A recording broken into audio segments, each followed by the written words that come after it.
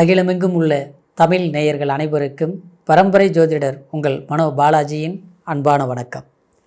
விருச்சிக ராசி அன்பர்களுக்கு ஜூன் மாத ராசி பலன்.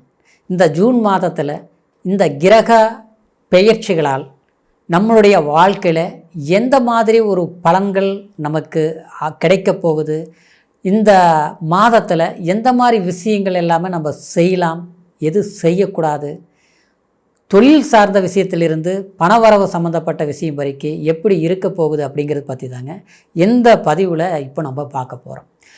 ஃபஸ்ட் டைம் பார்க்குறவங்களா இருந்தீங்கன்னா சப்ஸ்கிரைப் பண்ணி பெல் பட்டனால் அழுத்தி ஆல் ஆப்ஷன் கொடுத்து ஆதரவு கொடுங்க. அதே சமயத்தில் இப்போ இந்த விருச்சிக ராசி அன்பர்களுக்கு பொறுத்த வரைக்கும் செவ்வாய் பகவானுடைய ஆதிக்கத்தில் பிறந்த உங்களுக்கு செவ்வாய் பகவான் உங்களுடைய ராசிக்கு 9ஆம் பாவகத்தில் நீச்ச நிலையில் இருந்தவர் இந்த 7ஆம் தேதி உங்களுடைய ராசிக்கு பாக்கியஸ்தானத்துக்கு, அதாவது பாக்கியஸ்தானத்தில் நீச்ச நிலையில் இருந்தவர் 10ஆம் பாவகத்திற்கு பயிற்சியாக போகிறார். அற்புதம் தாங்க.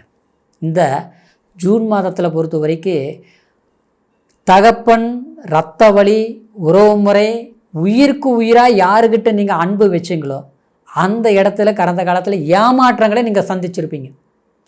தேடி வந்திருப்பாங்க, ஐயோ நீங்கள் தான் என்ன காப்பாற்றுனீங்க, எப்படியாவது என்னை காப்பாற்றுங்க, எனக்கு ஒரு வழிகாட்டுங்க அப்படின்னு வந்தவங்களுக்கு ஆதரவு கொடுத்து ஒரு வாய்ப்புகளை கொடுத்து வழிகாட்டுதலாக இருந்திருப்பீங்க.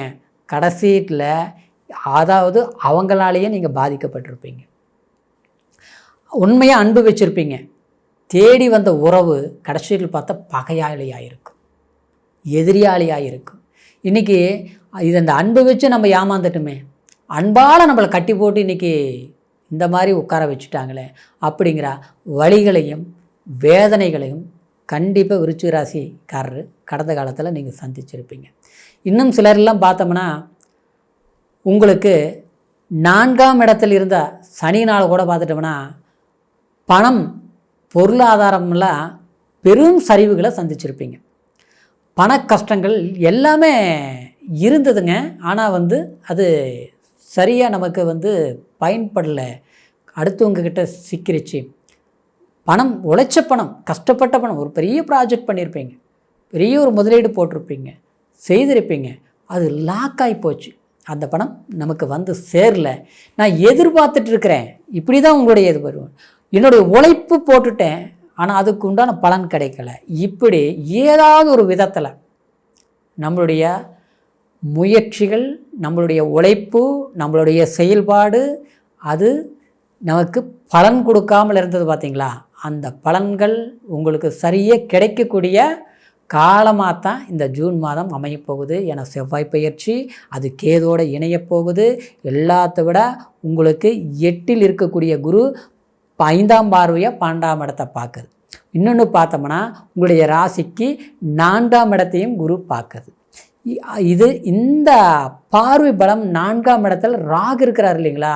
அப்போது அந்த ராகுவை இந்த குரு பார்க்கும்போது 4ஆம் இடங்கிறது வீடு, வண்டி, வாகனம், மனசு, சந்தோஷம், தாய், இந்த மாதிரி விஷயங்கள் எல்லாமே உங்களுக்கு சாதகமாக இருக்க போகுது. அப்படின்னா வீடு கட்டுறது, புதிய இடம் வாங்கிறது, அப்புறம் பார்த்தோம்னா பழைய இடத்த விற்க முடியாமல் நம்ம தவிச்சிட்டு இருக்கக்கூடிய ஒரு ப்ராப்பர்ட்டி விரயம் பண்ணிவிட்டு புதிய ஒரு வளர்ச்சிகள், புதிய இடங்கள் தேடுறது, இதெல்லாமே பண்ண முடியலையே அப்படின்னு தத்தளித்த நிலையில் இருந்தது எல்லாமே சக்ஸஸாக செஞ்சு முடிக்கக்கூடிய ஒரு காலமாக இந்த ஜூன் மாதம் உங்களுக்கு அடியெடுத்து வைக்கக்கூடிய ஒரு வாய்ப்புகள் ஏற்பட போகுது. அப்படின்னா எனக்கு எல்லாமே கைவிட்டு போயிடுச்சு அப்படின்லாம் பயமே பட வேண்டாம். கைவிட்டு போனாலும் மீண்டும் அதை நான் அடைவேன், சக்ஸஸ் பண்ண வைக்க முடியும், சாதிக்க முடியும்.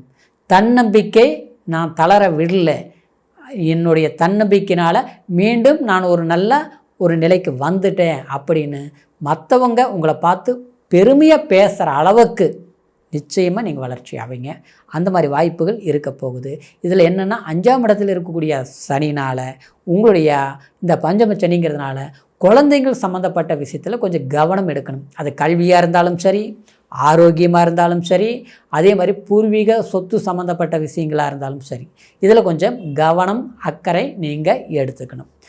அதே மாதிரி பூர்வீகத்தில் போய் நான் வந்து இடம் மாறி இருக்கிறேன், இங்கே வந்து வேலை செஞ்சிட்ருக்கிறேன், நான் சொந்த ஊருக்கு போகிறேன், இந்த நேரத்தில் வேண்டாம். இந்த ஜூன் மாதம் சம்மந்தப்பட்ட விதத்தில் நான் சொந்த இடத்துல போய் ஒரு வீடு கட்டலாம்னு முயற்சி எடுக்கிறேன், அதை விரயம் பண்ணலாம்னு நான் விரயம்னா விற்கலாம்னு முயற்சி எடுக்கிறேன், அந்த மாதிரி வேண்டாம்.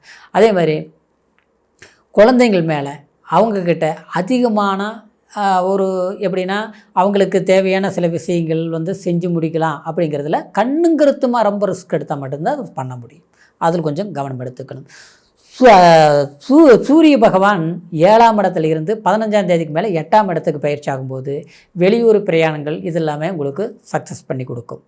புதன் பயிற்சி ஆகும்போது அதாவது மேல் படிப்பு படிக்கிறவங்களுக்கு கண்டிப்பாக அனுகூலமான ஒரு படிப்புகள் சம்மந்தப்பட்ட விஷயங்கள் சாதகமாக முடியும். ஏற்கனவே நான் வந்து திருமணம் பண்ணி மறு வாழ்க்கை அமைக்கணும்னு நினைக்கிறேன், ஏற்கனவே டைவர்ஸ் ஆகி போச்சு அப்படிங்கிறவங்களுக்கு புதிய வாழ்க்கை தேடல்கள் அந்த மாதிரி விஷயங்கள் இந்த நேரத்தில் இந்த ஜூன் மாதத்தில் புதிய முயற்சிகள் எடுக்க வேண்டாம். அது கொஞ்சம் நமக்கு ஒரு இந்த ஜூன் கழித்து அந்த முயற்சிகள் எடுக்கலாம். இந்த மாதத்தில் புதிய முயற்சிகள் வேண்டாம். அப்புறம் கூட்டு தொழில் சம்மந்தப்பட்ட ரீதியிலையும் நமக்கு அது சக்ஸஸ் கொடுக்காது. சொந்த முயற்சியில் எடுக்கக்கூடிய சில விஷயங்கள் செய்யுங்க, அது சரியாக திறமைப்பட மேன்மையை கொடுக்கும். இப்படி பல விஷயங்கள் உங்களுக்கு சாதகமான விஷயங்கள் இருந்தாலும் அதாவது அடுத்தவங்களை நம்பி முயற்சிகள் எடுத்து இவங்க ஒரு பலத்தில் நம்ம இதை செய்யலாம் அப்படிங்கிற விஷயங்களில் எதுவுமே வேண்டாங்க, சரிங்களா? அப்புறம் தாயார் வழி சம்மந்தப்பட்ட ரீதியில் அதாவது தாயார்கிட்ட ஒரு நெருக்கமாக இருக்கிறது, தாயார் சொத்து சம்மந்தப்பட்ட விஷயங்கள் அதில் எல்லாமே கொஞ்சம் கலார் பண்ணிக்கலாம்னு நினைக்கிறது. அப்படின்னா நம்மளுடைய உடன்பிறப்புகள் இருக்கிறாங்க, ஒரு சொத்து இருக்குது, அந்த பிரச்சனை ரொம்ப நாள் அப்படியே இருக்குது, அதை போய் பேசி தீர்க்கலாமா? இந்த நேரத்தில் ஒரு அம்மா கிட்ட போய் பேசுகிறது, தகப்பனார்கிட்ட பேச்சு வார்த்தை கொடுத்து அந்த பிரச்சனைகளை தீர்த்துக்கலாம்னு நினைக்கிறது. ஏற்கனவே சங்கடமாக இருக்குது, இப்போ போய் பேசுனா அது பிரச்சனையை பெருசாக வந்துடுமா அப்படிலாம் நினைக்கக்கூடாது. இந்த நேரத்தில் பேசணும்னா அந்த பிரச்சனைகளை சரிப்படுத்திக்கலாம், சரிங்களா? அப்புறம் ஒரு கணவன் மனைவி சம்மந்தப்பட்ட உறவு முறைகள் எல்லாம் கண்டிப்பாக நல்லா இருக்கும். சங்கடங்கள் சலிப்புகள் கொஞ்சம் பெரிய அளவில் ஏற்கனவே இருந்தது சரிபடக்கூடிய வாய்ப்புகளாக இருக்கும். கொஞ்சம் இந்த நேரத்தில் கொஞ்சம் சங்கடங்களை அதிகரிக்கக்கூடிய வாய்ப்புகள், ஏன்னா அந்த சுக்கிரன் வந்து உங்களுக்கு 6ஆம் இடத்துல இருக்குது இல்லைங்களா? அப்போது கணவன் மனைவிக்குள்ளே விட்டு கொடுத்து போகக்கூடிய ஒரு மனப்பான்மையை நீங்கள் கொண்டு வந்துடணும். சின்னதாக பேசணும் கூட டக்குன்னு என்ன அப்படி கோபத்துக்கு வராங்க, ஏன் இப்படி கோபம் வருது, அது கேட்டாலே சங்கடம் வந்துடும். அதனால் ஏதோ பேசிட்டு போகிறாங்க, ஏதோ பண்ணிட்டு போகிறாங்க, சரி கொஞ்சம் நம்ம விட்டு கொடுத்து போகலாம் அப்படிங்கிற மாதிரி தான் நீங்கள் அதையே நினச்சி இது பண்ணிக்கணும். ஆனால் வந்து பிடிவாதம் பிடிச்சோம்னா சிறு பிரச்சனை அது பெருசாக போகும். அந்த சங்கடங்கள் உங்களுக்கு பெரிய அளவில் அது இதாகிடும். 7ஆம் அதிபதி 6ஆம் ஸ்தானத்தில் இருக்கிறதுனால அந்த சுக்கிரன் உங்களுக்கு இன்னொரு விதத்தில் சொல்ல போனோம்னா உங்களுக்கு கடனை வாங்கி புதிய செலவுகள் பண்ணலாம், ஒரு முதலீடு போடலாம் அப்படிங்கிறதெல்லாம் இந்த நேரத்தில் வேண்டாங்க. அப்புறம் வந்து நம்ம ஒரு வேலை செஞ்சிட்ருக்குறோம், நம்ம நண்பரை வச்சு இந்த வேலையை முடிக்கலாம், நீங்கள் பார்த்துக்குங்க, இது செஞ்சுருங்க, என் பொறுப்பு என்னுடைய வேலையை நீங்கள் செஞ்சு முடிங்க அப்படின்னு, நான் கொஞ்சம் ஒரு வேறு வேலை இருக்குது நான் போயிட்டு வரேன் அப்படின்னு நீங்கள் கொடுத்தீங்கன்னு வச்சிங்களேன், கண்டிப்பாக அதில் ஏதாவது ஒரு சிக்கல்கள் வரும். அதனால் இந்த மாதிரி விஷயங்கள் நீங்கள் செய்ய வேண்டாங்க, சரிங்களா? எந்த வேலையாக இருந்தாலும் உங்களுடைய வேலையை நீங்கள் முழுமையாக செய்து முடிச்சிங்கன்னா சிறப்பாக அது செயல்படுத்தக்கூடிய வாய்ப்புகள் கச்சிதமாக உண்டாகக்கூடிய ஒரு சந்தர்ப்பங்கள் உங்களுக்கு சாதகமாக இருக்கும், சரிங்களா? இன்னொன்று சொல்ல போனோம்னா கோயில் ஆலயங்களுக்கு தவறாமல் நீங்கள் போயிட்டு வர்றது ரொம்ப உங்களுக்கு ஒரு வளர்ச்சியை கொடுக்கும், மனக்குழப்பங்கள் நீங்கும், ஆரோக்கியங்கள் நல்லா இருக்கும், உறவு முறை இரத்த பாசங்கள் சம்மந்தப்பட்ட ரீதியிலையும் உங்களுக்கு ஒரு மன உறுதியை கொடுக்கும். அப்படின்னா சங்கடப்படுத்தினவங்க உங்களுக்கு ஆறுதல் படுத்தக்கூடிய அளவுக்கு தேடி வருவாங்க. அதனால் குலதெய்வம் கோயிலுக்கு போகிறது, அப்புறம் வந்து உங்களுடைய ராசிக்கு உகந்த முருகரை வழிபாடு பண்ணுறது, ஒரு செவ்வாய்க்கிழமை நாளில் முருகர் கோயில் பக்கத்தில் இருக்கிற முருகர் கோயிலுக்கு போயிட்டு வர்றது, இல்லை வந்து மாதத்தில் ஒரு நாள் மலை ஏறி வழிபாடு பண்ணுறது, முருகர் வழிபாடு பண்ணுறது, இது இல்லாமல் சிறப்பான நன்மைகளை உண்டாக்கக்கூடிய ஒரு காலமாக இந்த ஜூன் மாதம் இருக்க போகுதுங்க. சொன்ன பலன்கள் கோச்சாரம் அப்படிங்கிறதுனால ஜனன ஜாதகத்தை ஒரு முறை பார்த்துக்குங்க. ஜனன ஜாதகத்தில் தான் என்ன தசா புத்தி நடக்குது அப்படிங்கிறத முழுமையாக நம்ம தெரிஞ்சுக்க முடியும். அப்படிங்கிறதுனால உங்களுடைய ஜாதகத்தை நம்மக்கிட்ட பார்க்கணும் விரும்புனீங்கன்னா கீழே இருக்கிற நம்பருக்கு ஃபோன் பண்ணி உங்களுடைய சந்தேகங்களையும் கேட்டு தெரிஞ்சுக்கலாம். ஜாதக பலன்களையும் கேட்டு தெரிஞ்சுக்கிட்டு புதிய முயற்சிகள் எடுங்க. உங்களுடைய வாழ்க்கை கண்டிப்பாக செல்வ செழிப்போட மன மகிழ்ச்சியோட அமையுங்கிற ஒரு வாழ்த்துக்களோட அடுத்த பதிவில் சந்திக்கிற வரைக்கும் நன்றி, வணக்கம்.